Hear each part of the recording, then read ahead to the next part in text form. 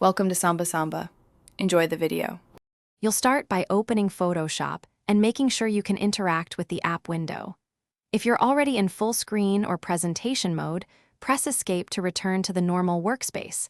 This often restores the menu behavior. Once done, look at the top edge. If the menu bar is hidden, you can proceed immediately to toggle UI options. Make sure you have keyboard access and a mouse ready, because the next steps use window settings and possibly a keyboard shortcut to reveal the bar.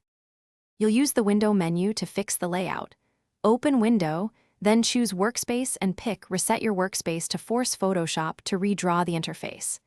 This resets hidden panels and often brings back the menu bar. If resetting doesn't work, toggle individual panels from Window to re-establish focus at the top of the app.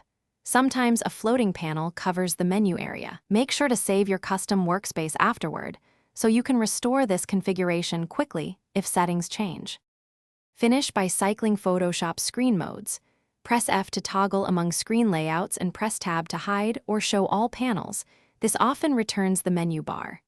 If the menu still won't appear, quit Photoshop, open Preferences and temporarily disable Use Graphics Processor, then relaunch because GPU bugs can hide UI elements.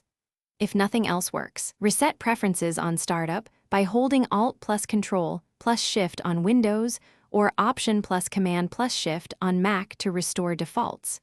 Be aware this removes custom settings, so back up any presets first. Thanks for watching. Consider subscribing if we helped you.